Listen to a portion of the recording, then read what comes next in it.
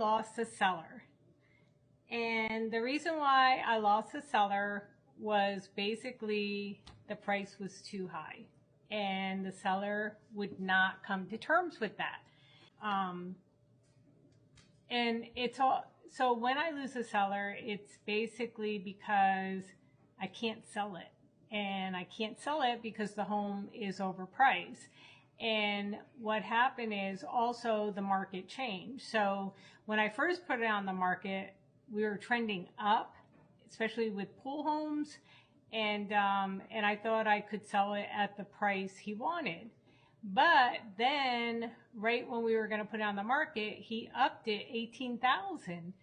And I already invested all that time, and I just agreed to do it. And I also said, if we don't get any showings, then we're definitely priced out of the market. So I listened to him and I put it on the market for what he wanted. And we had like one showing and the feedback was it was priced too high. Then after that, new constructions, we started competing with new construction. And I looked at the comps and the comps were changing. And there was one that was very similar to my seller's property. And it was significantly less than what we were asking. So I quickly pointed that out. The comps have changed. Even if we get your price, it's not going to appraise based on this comp and the other comps. And but there was still resistance to reduce the price because the seller needed to net a certain amount in order to buy out of state, which I get. But if you're not realistic about the price, then, and you're not going to reduce it, then it is time for us to part ways because I spend so much money on marketing and digital marketing and all that. It's just not worth it if you're competing with new construction and you have the comps that can't support it. So anyway, I got the phone call, to terminate it. And it's zero fee. If anyone doesn't want to work with me, then I don't want to work with them. So, so it's off the market. And what this seller said to me is, it's like a used car dealership. If you can't sell it, you take it off and put it on another one, and hopefully it will sell. And I'm like, okay, but that's not what it is. It's overpriced. I didn't say that I wanted to, but I said it so many times that I let that just, pass. But anyway, now the kicker is, it's been a couple of weeks now. I know the seller put it back on the market, and I am going to look on the MLS now to see what the price is. And this is going to be so hurtful if it's back on the market at a less selling price, because that's going to be devastating.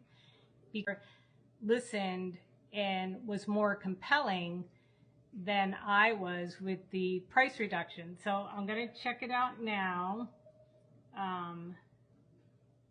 So let me get into MLS. Hold on one second. It was here. Now it's gone.